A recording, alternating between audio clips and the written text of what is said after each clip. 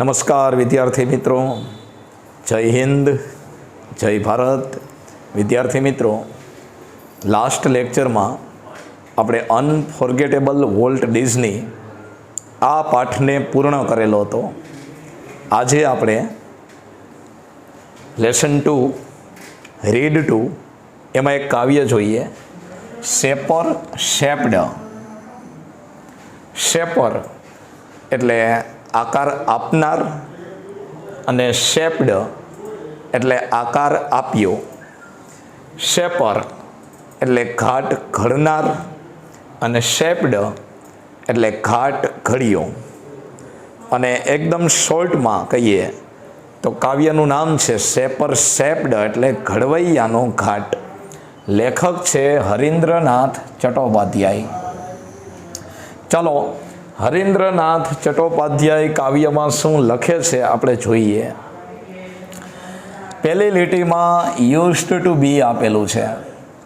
આની જગ્યાએ વોઝ લખો તોય ચાલે. યુઝડ ટુ પ્લે એની જગ્યાએ પ્લેડ લખો તોય ચાલે. યુઝડ ટુ રીડ એની જગ્યાએ રેડ લખો તોય ચાલે. યુઝડ ટુ ડ્રિંક એની જગ્યાએ ડ્રેન્ક લખો તોય ચાલે. અને યુઝડ ટુ બી તો બીનું ભૂતકાળ વોઝ, આઈ સાથે વોઝ આવે, નહીતર વેર પણ આવી શકે. ચાલો, હરીન્દ્રનાથ ચટ્ટોપાધ્યાય શું કહે છે આપણે શરૂઆત કરીએ. લેખક એવું કહે છે કે ઇન ડેઝ ગોન બાય, વીતેલા દિવસોમાં એટલે કે ભૂતકાળના દિવસોમાં, I used to be a potter. હું એક પોટર હતો, એક કુંભાર હતો. વીતેલા દિવસોમાં હું એક કુંભાર હતો. Who would feel કે જે એવું અનુભવતો કે his fingers mold the yielding clay. Mould એટલે ઘાટ આપવો અને yielding એટલે નરમ અને ક્લે એટલે માટી. તો ફરીથી, ઇન ડેઝ ગોન બાય, વીતેલા દિવસોમાં, I used to be a potter, હું એક કુંભાર હતો. હુ વુડ ફીલ કે જે એવું અનુભવતો કે his fingers mould the yielding clay, કે એની આંગળીઓ એ નરમ એવી માટીને ઘાટ આપે છે. શેના માટે? To patterns on his wheels. Wheels એટલે ચાકડો. ચાલો, કુંભાર એની આંગળીઓ નરમ એવી માટીને ઘાટ આપે છે. શેના માટે? To patterns on his wheels, કે ચાકડા ઉપર અવનવા વાસણોની પેટર્ન બનાવવા માટે, અવનવા પ્રકારના વાસણો બનાવવા માટે. But now through wisdom lately won. Wisdom એટલે શાણપણ અને લેટલી એટલે તાજેતરમાં, અને લેટલીનો સમાનાર્થી શબ્દ થાય છે recently. But now through wisdom lately won, પણ તાજેતરમાં મેળવેલી બુદ્ધિ થકી. વિઝડમ એટલે શાણપણ, ડાપણ અથવા બુદ્ધિ, અને વોન એટલે જીતેલું નહીં પણ મેળવેલું. એટલે આ લીટીમાં વોનનો સમાનાર્થી શબ્દ થાય છે ગોટ. તો તાજેતરમાં મેળવેલી બુદ્ધિ થકી, ધેટ પ્રાઇડ હેઝ ડાઈડ અવે, એ ગર્વ પણ હવે ચાલ્યું ગયું છે. કુંભારને ગર્વ કયું હતું?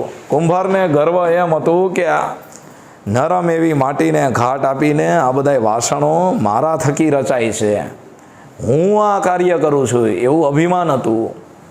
પણ હવે તાજેતરમાં જે બુદ્ધિ મળી એનાથી એને ખબર પડી કે આ બધું ખોટું છે, મારાપણું કરવું એ ખોટું છે.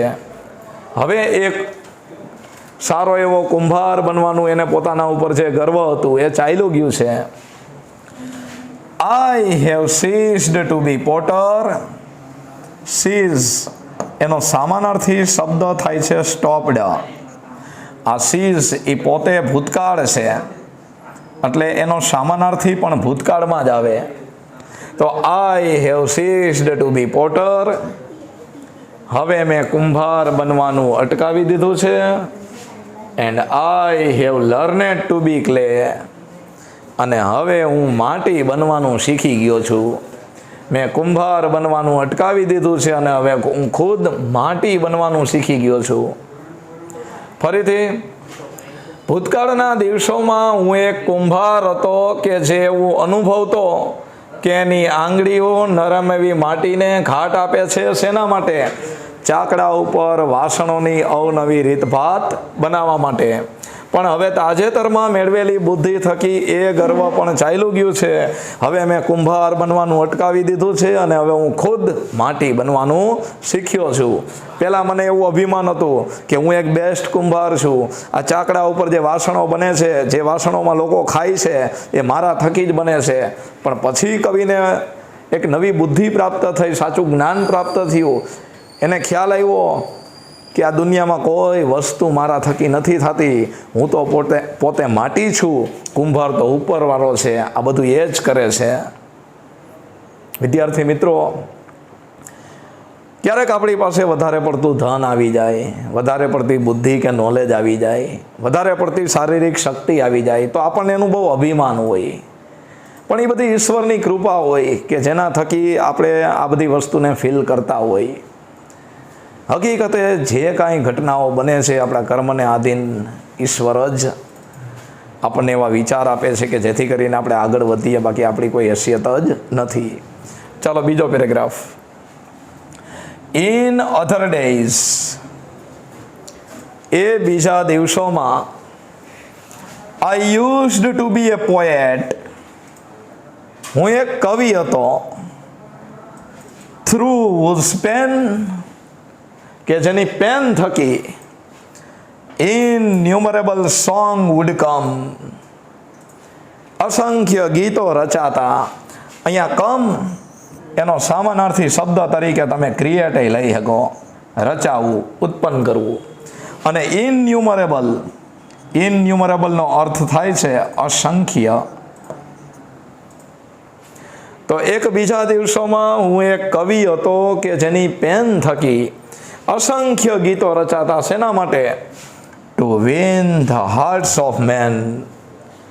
લોકોના હૃદયને જીતવા માટે. But now through new got knowledge. પણ હવે નવા મેળવેલા જ્ઞાન થકી, એ જ્ઞાન which I had not so long. આ સો લોંગનો સમાનાર્થી અહીંયા સો ફારે ચાલે.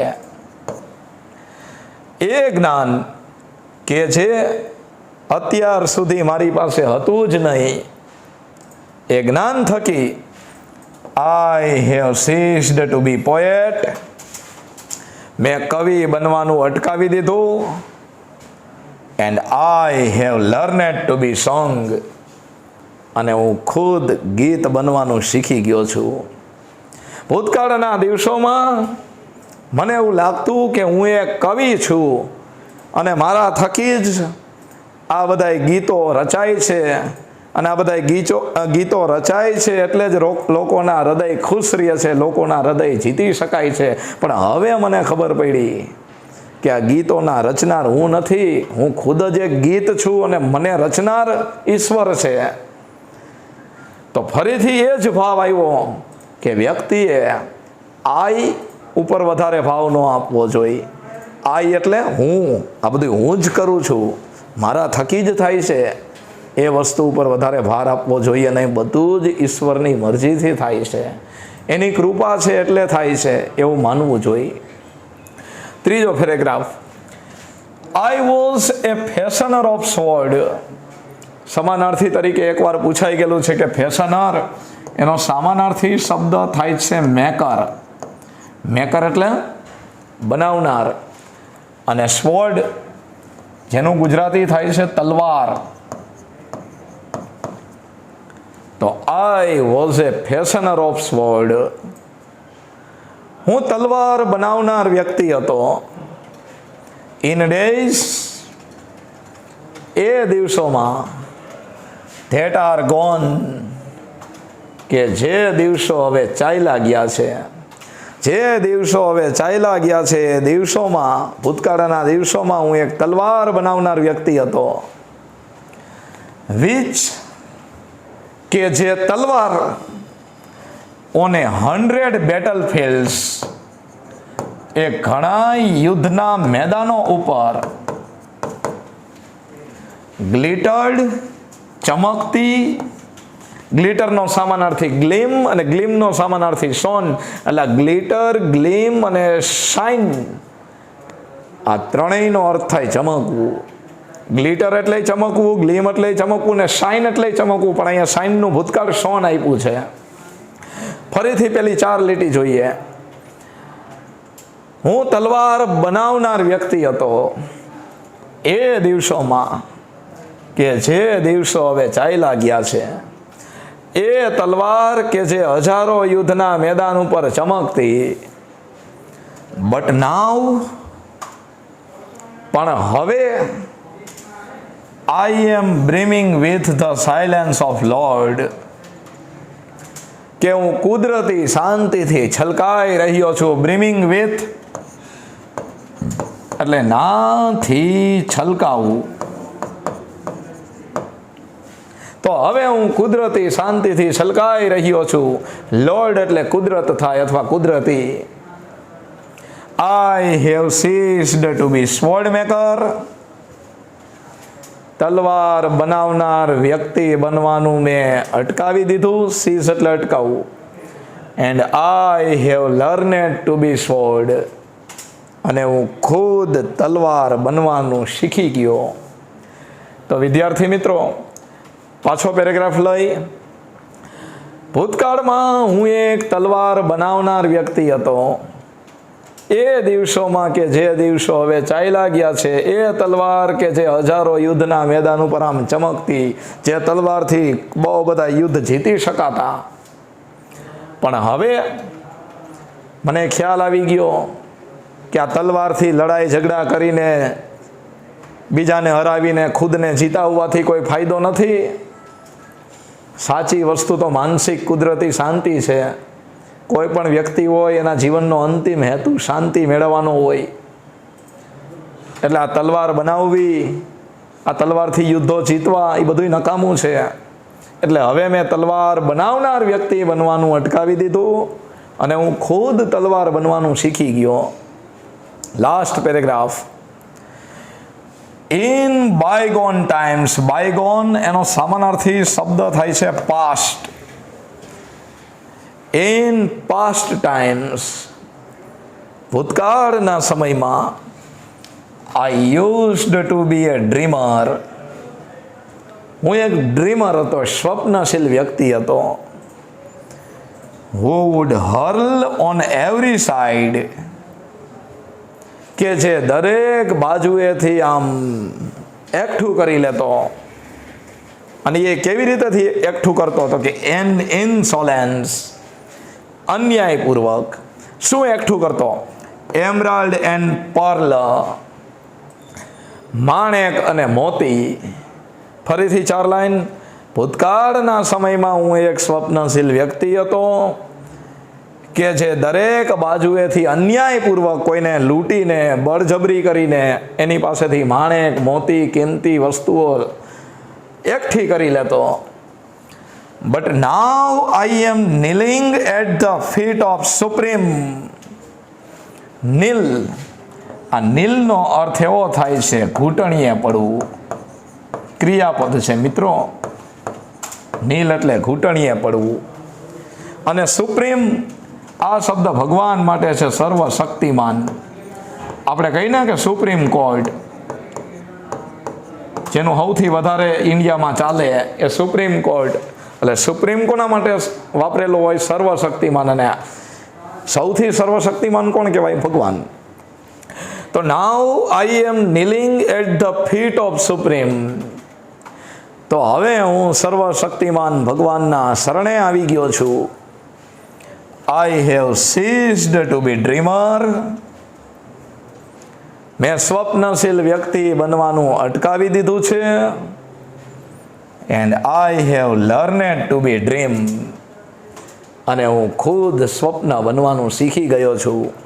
આખું કાવ્ય વિદ્યાર્થી મિત્રો એવું કહેવા માંગે છે કે આપણે જે કાંઈ હોઈએ છીએ એ બધું જ ઈશ્વરની દયાથી હોય છે.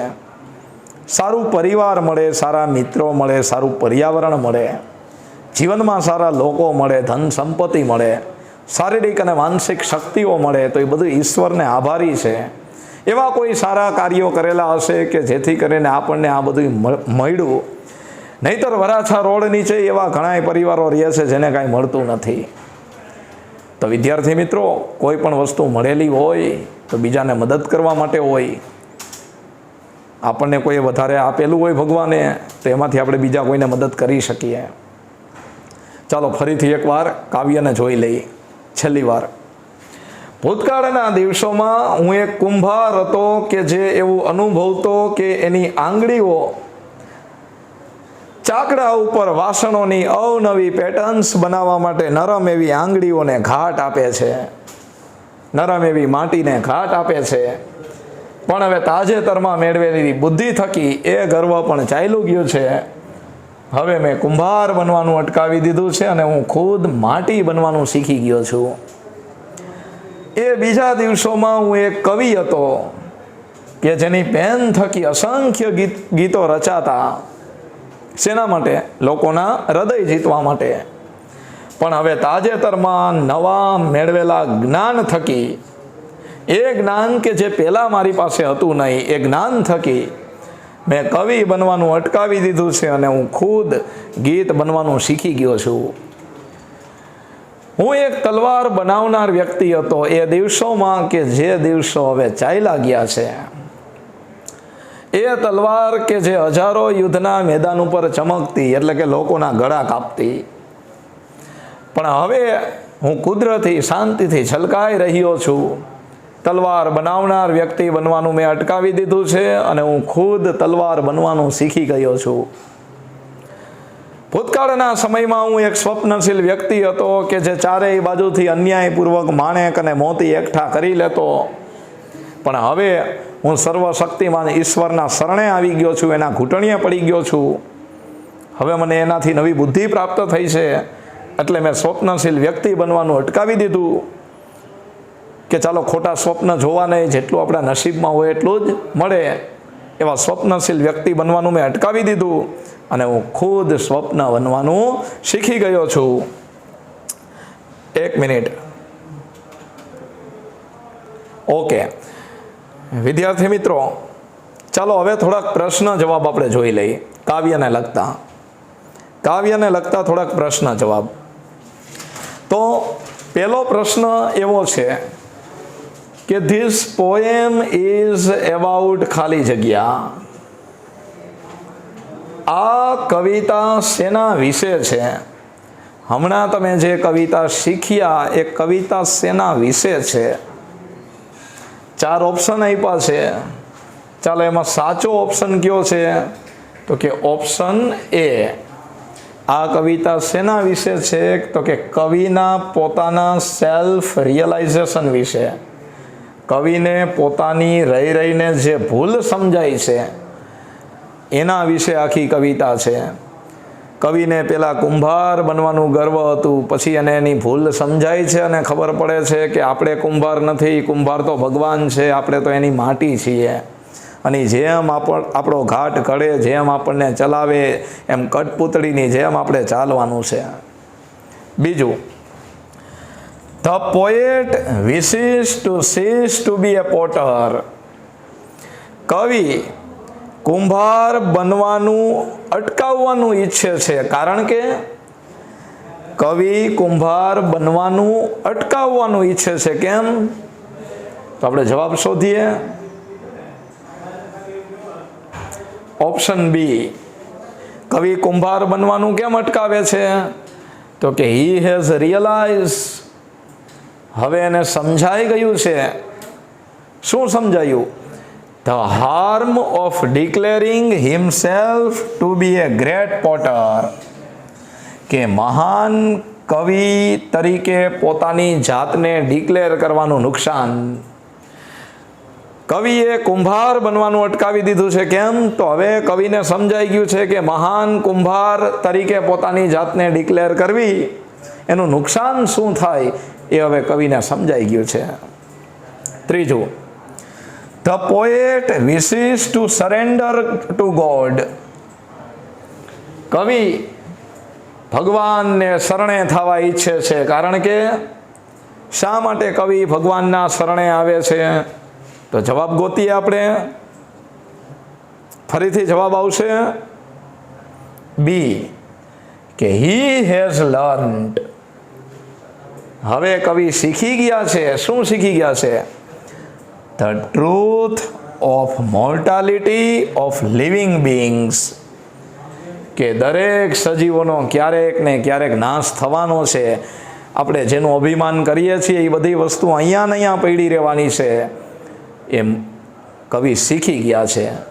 એટલે પહેલામાં જવાબ આવશે એ, અને બીજા અને ત્રીજામાં જવાબ આવશે બી. તો વિદ્યાર્થી મિત્રો, આ હતી કાવ્યની એક્સરસાઇઝ. ચાલો હવે કાંઈ કાવ્યમાં હોય તો આપણે જોઈ લઈએ, અથવા પાઠની એક્સરસાઇઝમાં હોય તો.